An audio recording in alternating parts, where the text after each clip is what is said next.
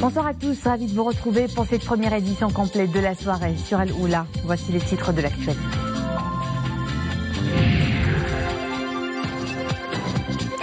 À Dar Salam, à Rabat, Son Altesse Royale, le prince Moulay Rachid remet les trophées de la 19e édition du prix Hassan II des arts équestres traditionnels Tborida. Les développements dans un instant.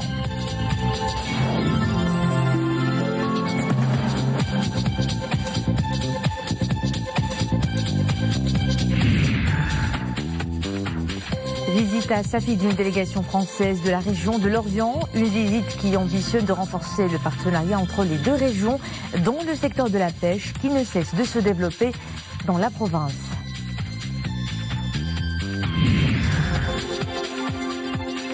Page loisirs dans ce journal avec une pratique qui compte de vrais passionnés. La pêche à la mouche. Elle réunit à Ifrane pas moins de 50 participants dans le cadre du deuxième concours dédié à cette pratique de pêche sportive et écolo. Le Grand Prix Hassan II de Tborida, remis cet après-midi par Son Altesse Royale le Prince Moulay Rachid à Dar Salam Rabat. La 19e édition de ce trophée d'arts équestres traditionnels a été remportée dans la catégorie senior par la troupe du Muqaddam Mahir el-Bachir de la province de Stat.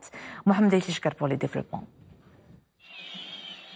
Dar Salam à Rabat où Son Altesse Royale le Prince Moulay Rachid a présidé la finale avec remise du trophée de la 19e édition du trophée Hassan II des arts équestres traditionnels Tborida. Une finale en deux temps. Chez les juniors d'abord ont été en lice les troupes du Muqaddam Ould Chouata Amin de la région Marrakech-Safi, préfecture Marrakech-Menara, du Muqaddam Farid Anas également de la région Marrakech-Safi, province Youssoufia, et du Muqaddam Chakroun Khairuddin de la région Fas Meknas, province de Fès, en plus de la troupe du Muqaddam Driss Belhaj de la région Rabat Saleh Kenitra, province de Khmissat. La prestation des équipes participantes est évaluée sur la base de la Hadda, qui prend en considération la tenue des cavaliers, le harnachement harmonieux des chevaux, le maniement habile des fusils et enfin la talqa ou tir, notée selon l'alignement des cavaliers et la synchronisation des tirs des fusils, la salve. La deuxième partie de cette finale a opposé les troupes seniors qualifiées à l'issue du premier tour. Cette 19e édition du trophée Hassan II d'art équestre traditionnel Tborida a réuni les 18 meilleures troupes seniors ayant franchi avec brio les concours régionaux et interrégionaux dans plus de 20 villes du royaume. Chez les juniors, c'est la Sorba du Muqaddam Farid Anas de la région Marrakech-Safi, province Youssoufia, qui est montée sur la première marche du podium. Elle a reçu la médaille d'or des mains de Son Altesse Royale le Prince Moulay Rachid. La médaille d'argent est revenue à la Sobra du Muqaddam Ould Chouata Amin de la région Marrakech-Safi, préfecture Marrakech-Menara. Et enfin, la médaille de bronze est revenue au Muqaddam Driss Belhaj de la région Rabat Saleh Kenitra, province de Khmissat. Son Altesse Royale le Prince Moulay Rachid a ensuite posé pour une photo souvenir avec les trois troupes classées chez les juniors. Chez les seniors, le trophée Hassan II avec médaille d'or est remporté par la troupe du Muqaddam el-Bachir Mahir de la région Casablanca-Stade, province de Stade. La médaille d'argent est revenue à la Sorba du Muqaddam Tawfiq Nassiri, également de la région Casablanca-Stade. Et enfin, la médaille de bronze, remise par Son Altesse Royale le Prince Moulay Rachid au Muqaddam Mohamed Zouaoui de la région Bni Mellal Khonifra. Son Altesse Royale le Prince Moulay Rachid qui a ensuite posé pour une photo souvenir avec les Sorba montés sur le podium. Son Altesse Royale le Prince Moulay Rachid a également posé pour une photo souvenir avec les Muqaddam des 18 troupes ayant participé à cette 19e édition du trophée Hassan II d'art équestre traditionnel Tborida. Ce grand rendez-vous annuel est organisé sous le haut patronage de Sa Majesté le roi Mohammed VI. Il est initié par la Fédération royale marocaine des sports équestres qui fête cette année son 60e anniversaire. Au fil des années, les différents événements régionaux et nationaux qu'a organisé la Fédération royale marocaine des sports équestres lui ont confié une place importante dans l'évolution de cet art millénaire considéré comme un symbole national. La Sierra Leone, où le président de la Chambre des représentants, Habib el-Malki, a représenté Sa Majesté le roi Mohamed VI à la cérémonie officielle d'investiture du nouveau président sierra-léonais, Julius Maada Bio, qui s'est déroulée hier à Freetown, dans le plus grand stade du pays. Les relations diplomatiques entre le Maroc et la Sierra Leone ont été établies après la visite de son ministre des Affaires étrangères au Royaume en 2003. Cette visite qui a insufflé une nouvelle dynamique aux relations bilatérales a été couronnée par la décision de la Sierra Leone de geler sa reconnaissance de la pseudo-RASD. Retenez à présent ce numéro de téléphone national 57. 57, un numéro dédié à la réception des réclamations des consommateurs. Il vient d'être lancé par le ministère de l'Intérieur. Direction Safi pour parler de ce partenariat entre le Maroc et la France dans le domaine de la pêche. Une délégation française de la région de l'Orient est en visite dans la province où cette filière se développe grâce notamment à l'activité du port de la ville où la délégation française s'est rendue pour explorer de nouvelles pistes de coopération dans ce domaine. Mohamed Aydeshkar. À la tête de la délégation française, le président de la communauté d'agglomération, maire de Lorient. Déjà du poisson de Safi est exporté vers cette ville française. Les consommateurs apprécient. Leurs élus auront aujourd'hui à confirmer la bonne qualité du produit. Premières impressions de la visite à la halle aux poissons. Je suis assez impressionné par l'activité. Effectivement, ce que je remarque, c'est la fraîcheur du poisson, sa qualité. Fraîcheur, bonne qualité du poisson, mais aussi traçabilité, un indicateur incontournable pour booster les flux de poissons entre les deux ports, marocains et français. C'était important pour moi de voir comment ici le poisson était débarqué, comment il était trié, comment il était allouti et quels étaient les grands principes qui étaient développés ici. Plus d'une demi-tonne de poissons débarqués dans ce port de Safi repart chaque semaine vers les marchés de l'agglomération de Lorient, et même au-delà. Nos acheteurs, ils sont aujourd'hui lorientais, mais ils sont aussi des acheteurs à distance de toute la France, parfois d'ailleurs d'autres pays d'Europe. Et donc on a intérêt à concentrer la ressource chez nous de tous les professionnels de qualité comme la pêche marocaine. Les volumes exportés devraient rapidement connaître une montée en puissance. C'est d'ailleurs l'objectif attendu de cette visite sur le terrain d'élus et de responsables de la criée lorientaise. Les premières déclarations faites à la halle aux poissons de Safi vont dans ce sens. Importer du poisson de Safi, ou d'autres ports d'ailleurs après du Maroc, ça prend pas plus de temps en camion que de le faire venir d'Écosse. Et alors on pense nous toujours, parce qu'on a nos bateaux en Écosse, à faire venir du poisson d'Écosse, mais ça prend le même temps de venir d'Écosse que de venir de Safi. Autre argument de taille, cette fois-ci, qui privilégie le poisson de Safi, les spécimens ont la réputation d'être de plus gros calibre que ceux pêchés sur les côtes françaises. Nouvelle marque de solidarité du Maroc envers le peuple palestinien. Une marche nationale a rassemblé ce matin à Rabat des milliers de Marocains en solidarité avec le peuple palestinien frère dans sa lutte pour défendre ses droits légitimes à établir son État indépendant avec Al-Quds comme capitale. Cette marche est organisée à l'initiative du groupe de travail national pour la Palestine et l'association marocaine de soutien à la lutte du peuple palestinien en commémoration du 70e anniversaire de la Nakba. Elle a donc pris place dans la capitale à la veille de l'inauguration par les États-Unis de son ambassade à Al-Quds, conformément à la décision du président Donald Trump de la transférer de Tel Aviv. Nouvelle attaque sanglante au couteau à Paris. L'assaillant était un homme de 21 ans, originaire de Tchétchénie.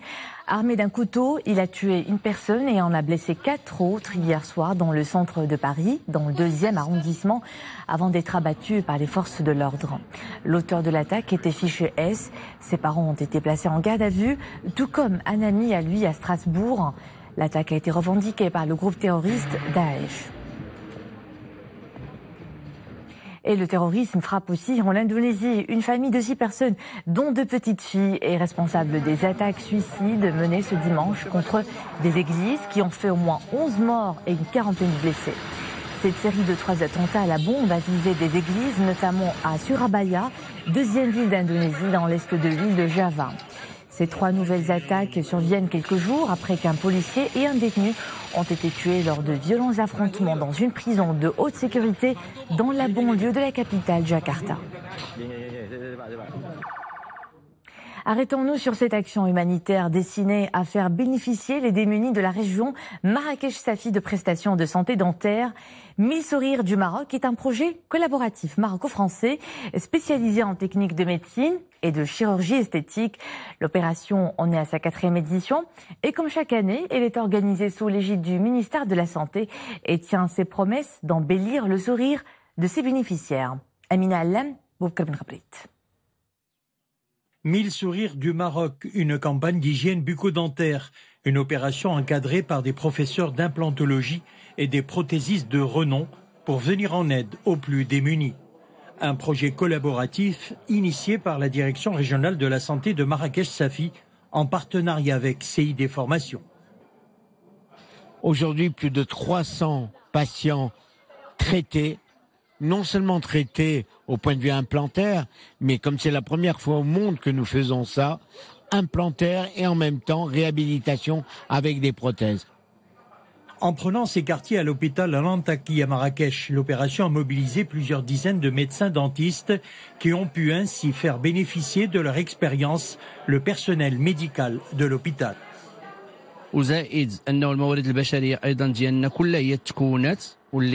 Nos ressources humaines ont été bien formées et autre chose, le patient a pu accéder à ces opérations d'ordinaire très coûteuses. Nous bénéficions de la collaboration de 50 médecins du Maroc et d'autres pays. C'est un stage de formation avec échange d'expériences. 1000 sourires du Maroc allient donc formation et expérience humanitaire. Depuis son lancement en 2015, ses organisateurs comptent atteindre le chiffre de 1000 bénéficiaires.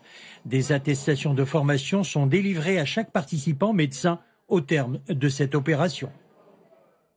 Mohamed Nabil Ben Abdallah conserve son fauteuil. Il a été réélu dans la nuit à Bozneka, secrétaire général du PPS pour un 3e mandat. Cette élection s'est déroulée à l'issue du 10e congrès national du parti. Ben Abdallah a décroché 361 voix des membres du comité central contre 92 pour l'autre candidat Saïd Fkek.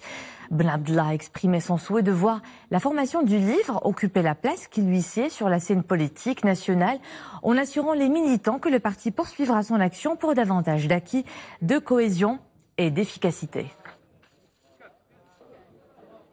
Un mot de sport, ce dimanche, l'Ittihad de Tanger remporte le titre de la Botola pour la première fois de son histoire, après sa victoire hier à domicile par 2-1 face au Maghreb de Tétouan.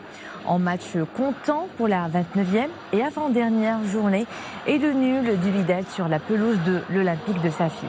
Après sa victoire, l'Ittihad de Tanger compte désormais 4 longueurs d'avance sur le duo de chasse constitué du Wydad et du Hassania d'Agadir à une journée de la fin du championnat.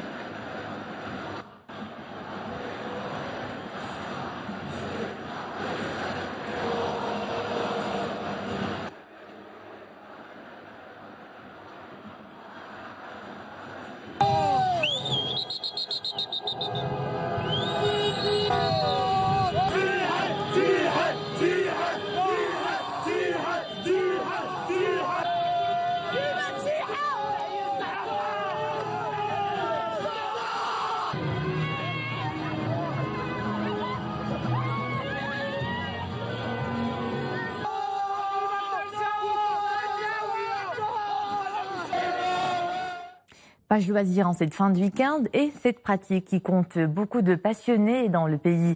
La pêche à la mouche, appelée aussi no-kill, puisqu'elle consiste à relâcher après chaque prise le poisson, le ray. Un pur plaisir que partagent en ce moment les 50 participants du 2e concours de la pêche à la mouche organisé sur les bords du lac Amras 3 dans la province d'Ifrane. Ahmad El-Fadeli, Nisrina Oustar. Ils sont venus de différentes villes. Ils ont entre 17 et 60 ans. Leur passion commune les a rassemblés. Canne à la main, ces mordus de pêche se sont défiés les uns les autres dans une ambiance fraternelle. Au-delà de toute rivalité, ils ont pleinement savouré ce moment particulièrement apaisant. Pour déstresser, il n'y a pas mieux. L'endroit est agréable, il fait très beau, et les gens sont agréables et ça fait plaisir. Et puis ça nous permet de voir si on sait faire. J'ai beaucoup apprécié ce concours. Nous rivalisons les uns avec les autres dans une ambiance bon enfant et nous y prenons beaucoup de plaisir. C'est une excellente occasion pour faire des rencontres et nourrir des échanges constructifs. Dans le site d'Amras 3, la pêche jouit d'une nouvelle image, une pêche écologique et responsable qui suscite un véritable engouement chez les amoureux de ces disciplines. D'ailleurs, l'objectif de ce concours est d'ancrer la culture de la pêche à la mouche, dite également pêche no-kill. C'est un mode de pêche qui consiste donc à relâcher le poisson après la pêche pour permettre d'améliorer les techniques de pêche et aussi vu l'augmentation de la capacité de résilience de poissons. Le but, premièrement, encourager les pêcheurs à pratiquer ce mode de pêche, de no-kill, et le deuxième but, c'est la conservation du poisson pour assurer une durabilité, une longévité de la pêche, surtout dans la zone du Moyen Atlas. Le site d'Amras 3 est riche par la diversité de ses espèces. À leur tête, la truite arc-en-ciel. Il est ouvert tous les jours, à l'exception des mois de juillet et d'août, pour son entretien. Se rappelle à seulement quelques jours de Ramadan. Les horaires de travail dans les administrations publiques et les collectivités locales seront adaptés au mois sacré de 9h à 15h de lundi à vendredi avec des facilités qui seront accordées aux fonctionnaires et agents pour l'accomplissement de la prière du vendredi. Notez aussi ce changement d'horaire de nos rendez-vous d'information sur Aloula pendant le mois sacré. Les JT en français et en espagnol seront diffusés à 13h. Les éditions en arabe et en amazigh à 16h30. La principale édition de la soirée en arabe à 21h30. Et puis le dernier bulletin d'information aux alentours de minuit et demi.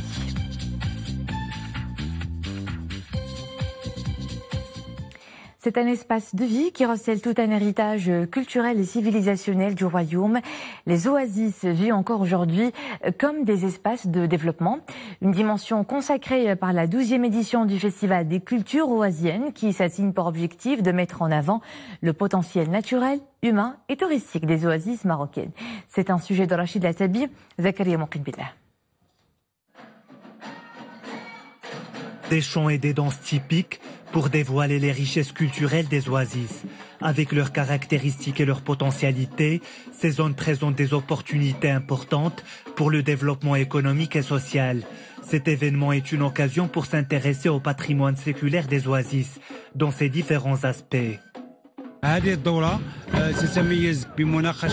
Durant cette édition, des sujets liés au développement des oasis sont abordés, comme le thème de la promotion de l'emploi et les expériences réussies dans la gestion des oasis.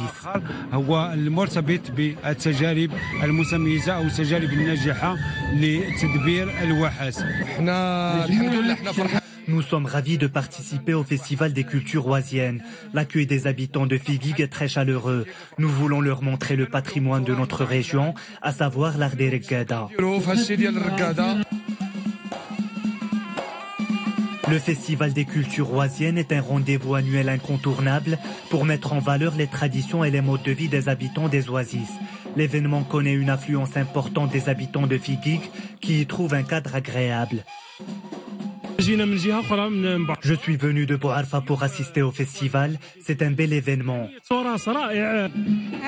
J'ai apprécié les différentes expressions artistiques. C'est la première fois que j'assiste à ce festival. En plus des spectacles de musique, le festival comprend des conférences sur différentes thématiques en relation avec les oasis, telles les opportunités de développement socio-économique, les bonnes pratiques pour la préservation de l'identité culturelle des oasis et une exposition des produits locaux. Et c'est la fin de cette édition. Merci à vous de nous suivre. L'info est de retour à 21h avec Qaïs Mouhsin. Et demain, c'est Nisrine Aouzda que vous retrouvez à 19h. À bientôt.